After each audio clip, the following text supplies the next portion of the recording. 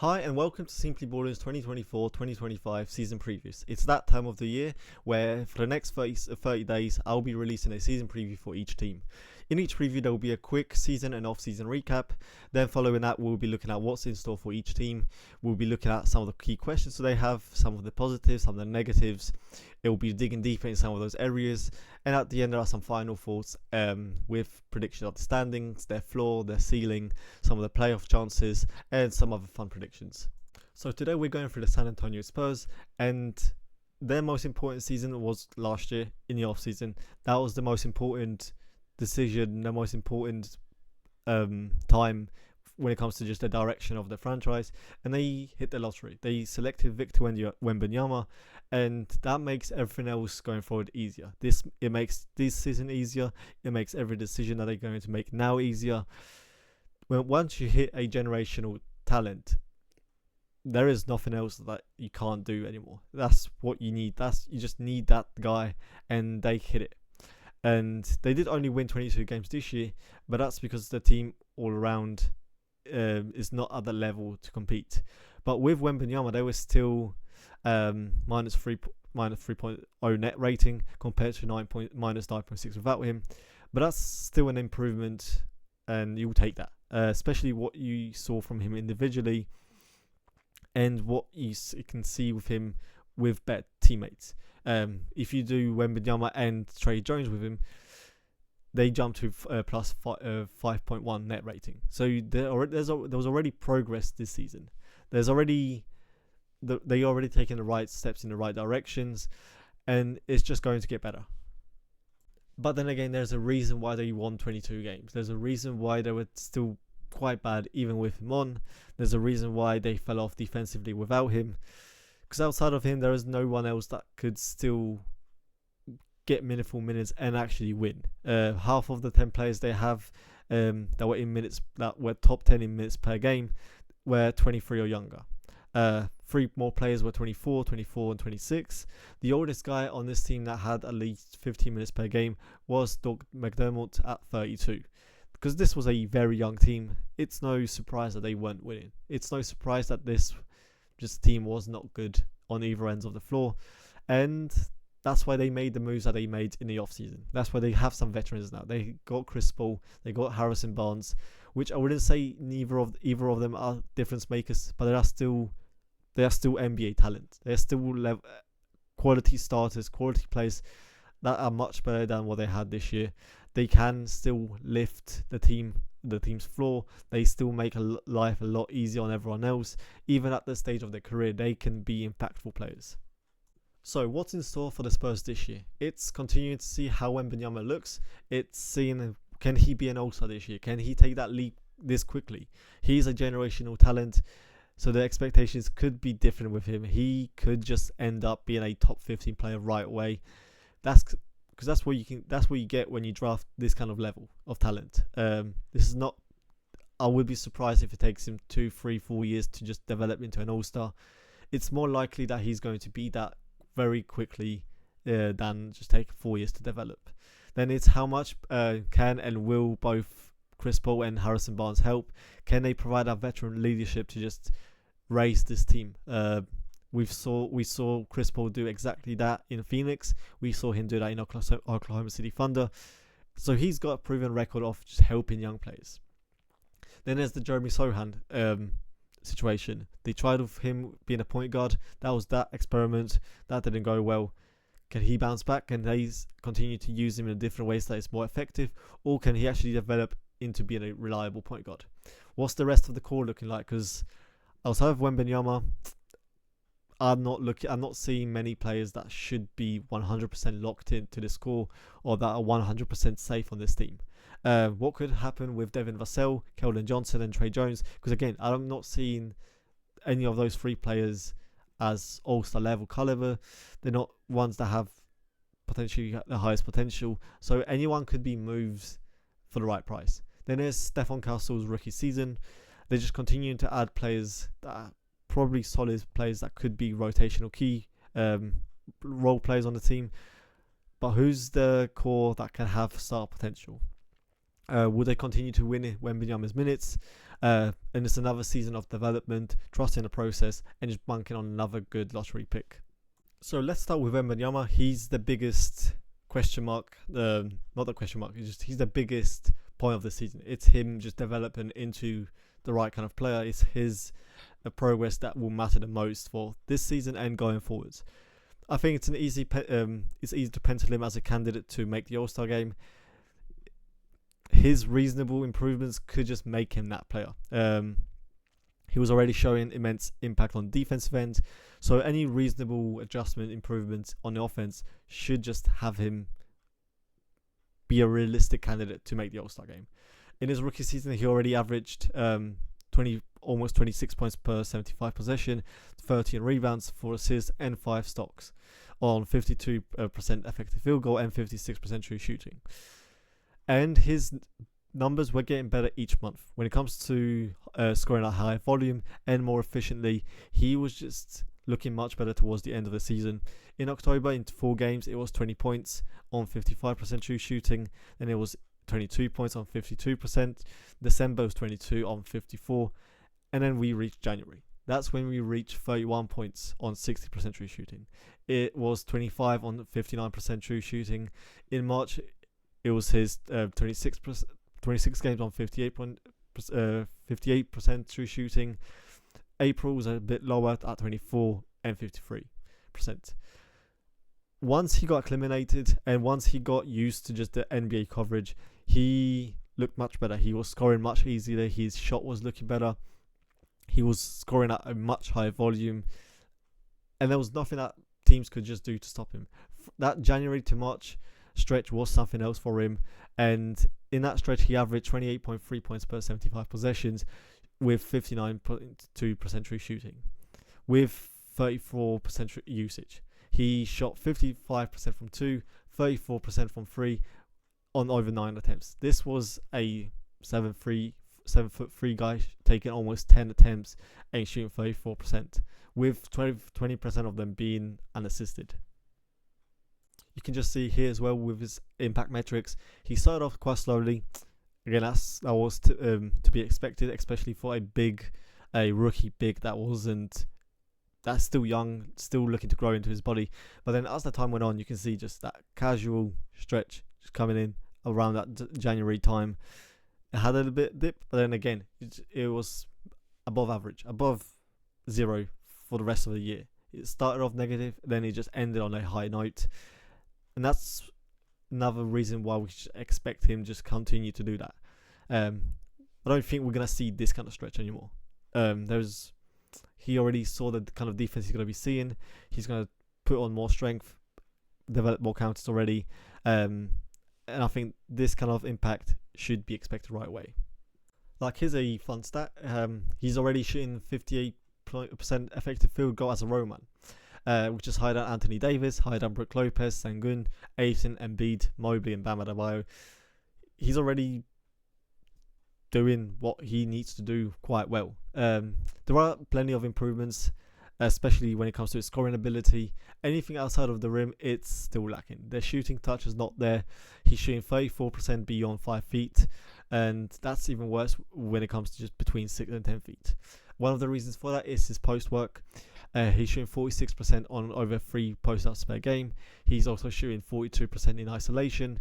His self-creation, that needs a lot of work, especially if he's going to be relied on at that volume. His field goal percentage exponentially dropped with more time that he held the ball. It was around 50% with less than 2 seconds.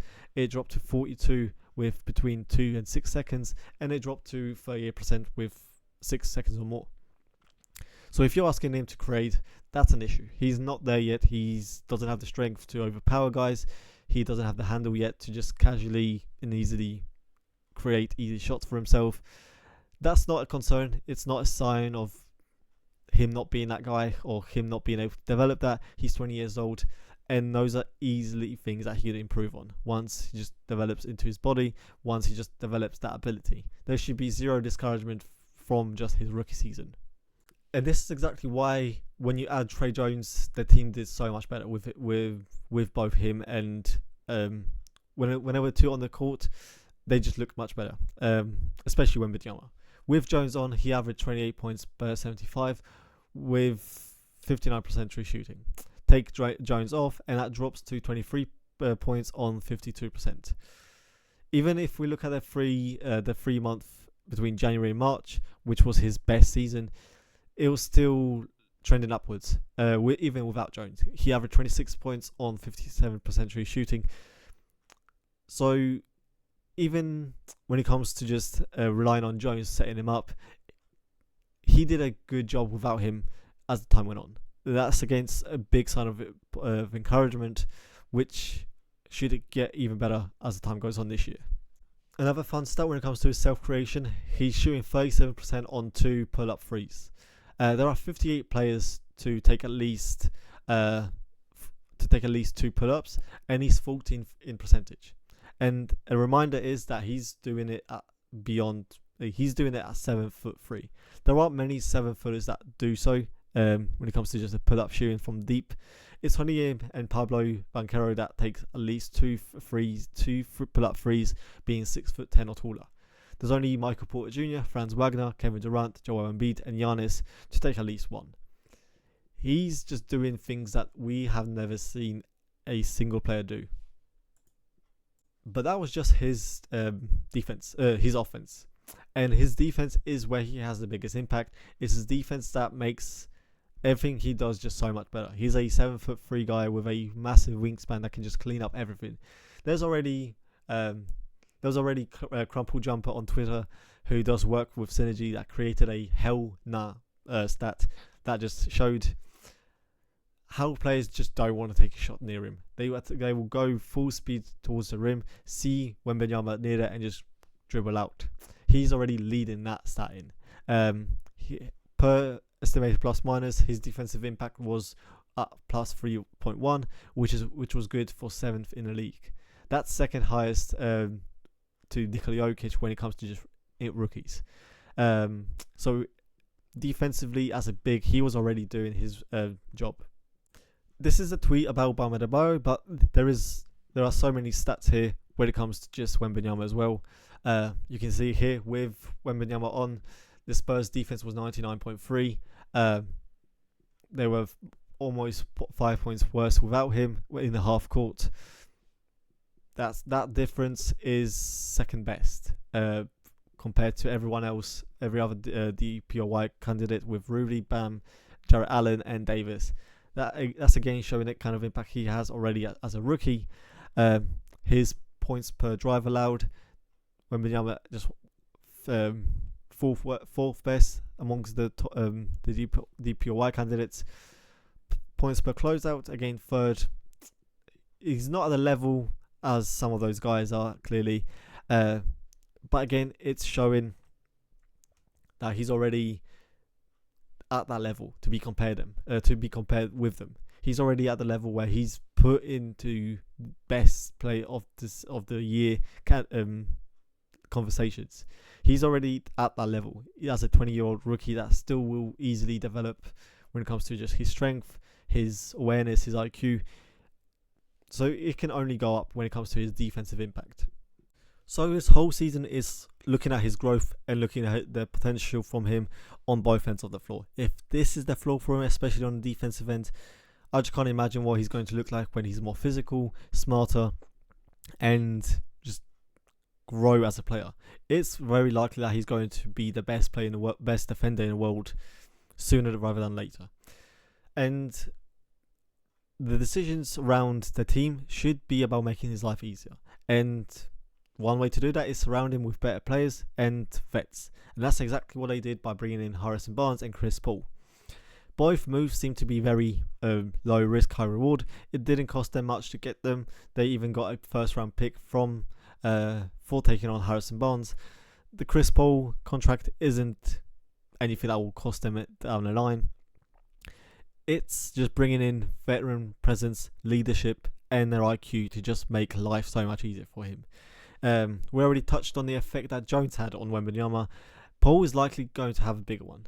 Even at this stage of his career, Paul is still a very good point guard at setting his guys up. His IQ alone even with the diminished ability, even with the diminished athleticism, at this age, he knows how to run an offense. He knows how to get his guys easy open looks. He knows how to manipulate the defense, and that's something that you just can't teach. That you can just easily make Trey Jones do.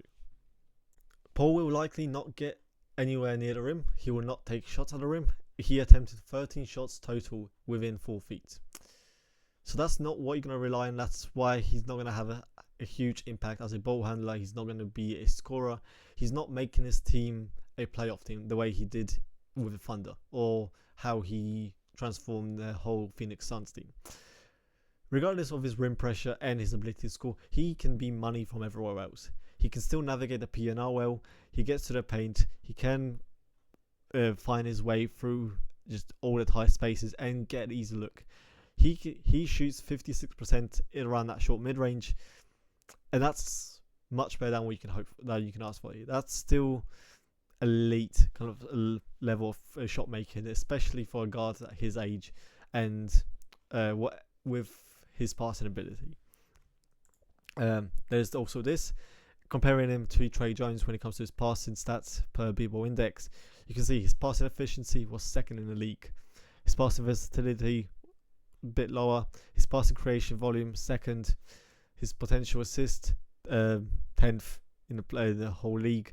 Playmaking talent was 21st compared to Jones' 79th. So overall, he's a big upgrade when it comes to his passing.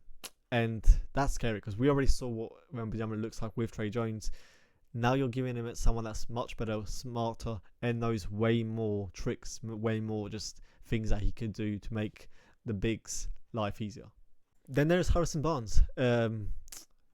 He's going to be adding a bit different. He's not going to be making life that much easier just with his scoring himself, but he's going to be providing more spacing. Over the last 2 years, he's a very efficient player. He had 62% true shooting over those last 4 years. He's shooting almost 39% on over 6 threes per 100 possession. He's in the high 60s finishing at the rim. It's just making spacing much better compared to what they have. And he's going to be better than some of the 23-year-olds that they have. Even if you don't like Harrison Barnes' game, if you think some of it was just him being in the right situation with the Kings, he's going to be much better than random young players, random G League players. And that alone is going to bring, to give Wembanyama more space. It's going to help Chris Paul as well. And if it's helping Chris Paul, that's also helping Wembanyama. Then there's the rest of the team, which I'm not really sure of what they have, who they could just, who they need to develop more, or who's just there. There's Malachi Branham, there's Blake Wesley, there's Jeremy Sohan as well. Those are the young players. Then there are also young players in terms of experience in Keldon Johnson, Malachi Flynn, Trey Jones, Devin Vassell. I don't know if there's many hard takes on what those players are. None of those players have shown that much potential when it comes to just being an all-star level player. A lot of them are still unknown. A lot of them are still pretty young. It's still deciding what all of those players are. And I'm not sure if a lot of them are the kind of those players that can be impactful, especially this season. Like, they tried to do something with Sohan. They tried a point guard experiment. Before January, he was leading them in touches and was second in time of possession. So they were clearly trying to make him into that role, that lead ball handler role. Maybe just a point forward, play like a Carl Anderson less role, or just Draymond Green, especially at that size. But once the calendar flipped, he was fourth in touches and his time of possession drastically dropped. The point forward experiment just wasn't great, and that did affect the team. They were bad in those minutes. That's why they were much better with Trey Jones. Then there's Devin Vassell, who's going into his 5th season. Had many improvements, especially when it comes to his 2-point scoring. Last year he shot 48% from 2. This year that jumped to 54%. He finally reached average efficiency when it comes to his true shooting. Are those improvements there as a scorer remaining? Is he that kind of level of shooter where he can shoot 54%? He has made a jump at the rim and within 15 feet. Are those improvements real, or was just an outlier shooting year? Then there is Keldon Johnson. He's going into his 2nd season. I'm not sure what they do with him. They already paid him. Is he a player that's part of the core? You can see some of his impact metrics that started off bad, got worse, made a jump, then kind of just dropped off and had one of the worst years since his second year. What kind of player is he? Is he just someone that you still looking to develop, or are you just going to move him for the right price? Because right now it's still a bit of an unknown. Then there's the rookie Stefan Castle, who's a 6'6" wing that could handle the ball. Another player that could provide some impact right away. He could have a high ceiling, or he could just be a decent player. That's what I read from Sam Vecini, who had him as a high floor level player, and a realistic All-Star ceiling if his jumper came around. Again, that's a pretty decent guy to surround your best player with. Another guy with size that can play defense. That defense in the future with him, Wembanyama, and anyone else could be great. And if he does reach that All-Star ceiling, that's another player that you can surround Wembanyama with. That could could round up the core. With all of that, can they just win more games? Can they be better on both ends of the floor? They were already winning minutes with Wembanyama, and now you're adding Chris Paul, you're adding Harrison Barnes, you're adding a rookie that should be good right away. They already had an average defense with him. They were plus 7.2 in 651 minutes with Wembanyama, Vassell, and Jones from January to March. So they were already winning minutes in the right situation. Can that still continue? Can they just continue to build on that and potentially make a step to the play-in? So predictions. I have them around 30 to 35 wins. A lot of it depends on Wembanyama. I think we can pencil him in as an improvement that could be an All-Star level player. If he doesn't make the All-Star, he will have All-Star level impact. With the impact he has on the defensive end and how he looked offensively that 3-month stretch, it's tough to argue against him not making an All-Star. I like the additions of both Paul and Harrison Barnes. They both add something different. Paul adds the ball handling, the pick and roll, and his IQ. Barnes provides the highly efficient shooting, finishing at the rim, just bringing in more spacing, making life easier on everyone else. And hopefully there's more growth from young players with Brandon, with Wesley, with Vassell and Keldon having a bigger jump. There could be something. There could just, if all of those young players take a slight jump to being a rotation player, if they can just be good role players, that could be enough to potentially be knocking out the play-in. That's their ceiling to me. It's knocking out the play-in. But right now, I'm not buying into the Spurs making that much noise, and a lot of it is